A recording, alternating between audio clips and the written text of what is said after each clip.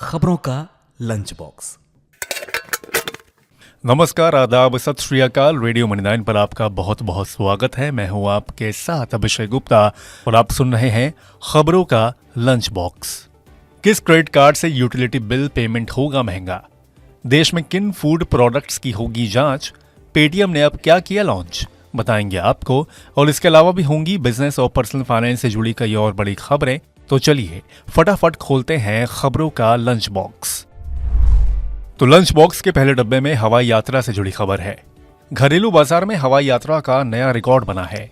21 अप्रैल 2024 को 4,71,751 लोगों ने हवाई यात्रा की है। ये कोरोना से पहले एक दिन में 3,98,579 की तुलना में 14% ज्यादा है। डीजीसीए ने बताया कि 21 अप्रैल को कुल 6,128 उड़ानों का परिचालन हुआ। पिछले साल 21 अप्रैल को ही 5,899 उड़ानों से कुल 4,28,389 लोगों ने यात्रा की थी। इस साल जनवरी से मार्च के दौरान कुल 3,91,00,000 लोगों ने हवाई यात्रा की थी। एक साल पहले ये संख्या 3,75,00,000 रही थी।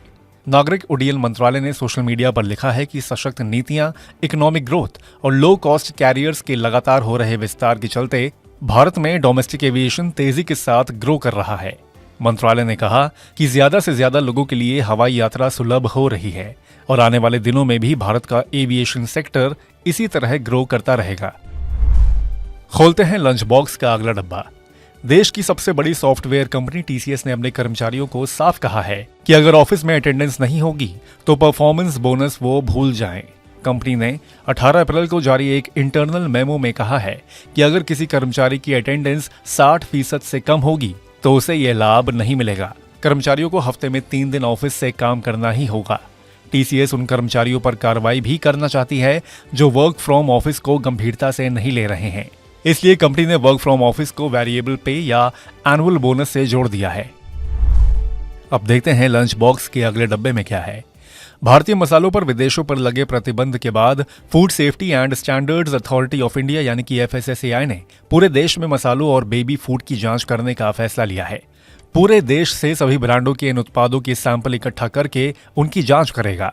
रिपोर्ट के अनुसार एफएसएसएआई ने सभी राज्यों के फूड कमिश्नर को भी इस संबंध में आदेश दे दिए हैं।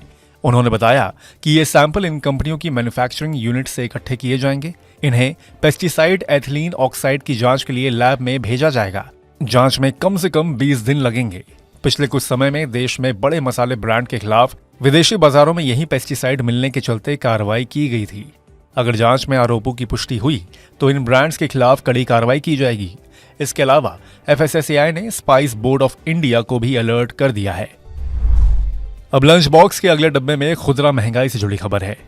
खुदरा महंगाई चालू वित्त वर्ष 2024-25 में घटकर 5 साल के निचले स्तर पर आ सकती है।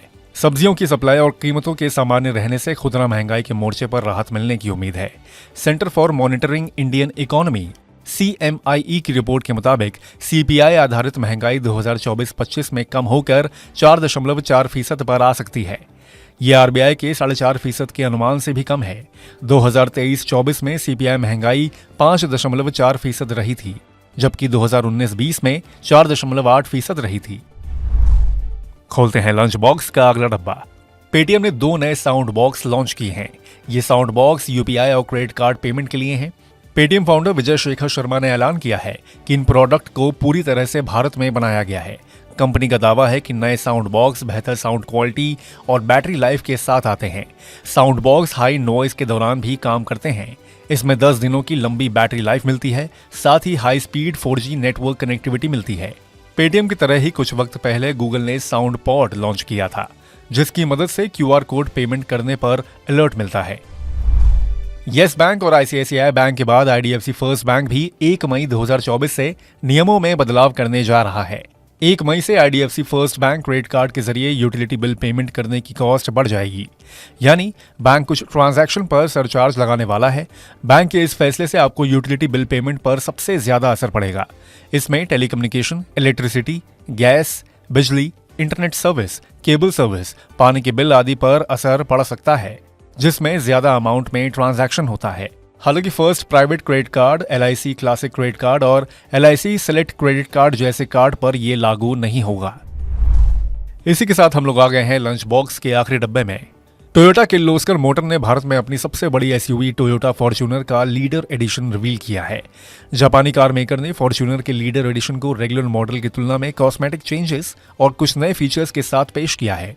टोयोटा फॉर्च्यूनर का लीडर एडिशन इसके 4x2 मॉडल पर बेस्ड है और ये wireless charger, tyre pressure monitoring system यानी कि TPMS और ऑटो फोल्डिंग मिरर जैसे एडवांस फीचर से लैस है। कंपनी ने इसकी बुकिंग शुरू कर दी है।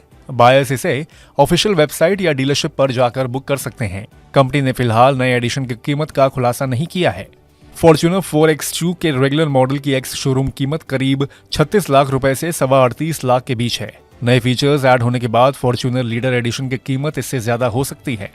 सेगमेंट में इसका मुकाबला MG ग्लॉस्टर से है। तो इसी के साथ बंद करते हैं खबरों के लंच बॉक्स को। उम्मीद है कि इसमें पेश की गई खबरें आपको पसंद आई होंगी। अगर ऐसा है तो हमें कमेंट करके जरूर बताएं। बाकी बिजनेस, पर्सनल फाइनेंस और कॉर्पोरेट जगत से जुड़ी और खबरों के लिए सुनते रहिए रेडियो मनी 9 और डाउनलोड कर लीजिए हमारे मनी 9 ऐप को। हमेशा की तरह मैं हूं आपके साथ अभिषेक गुप्ता। अभी लेता हूं विदा। धन्यवाद। खबरों का लंच बॉक्स।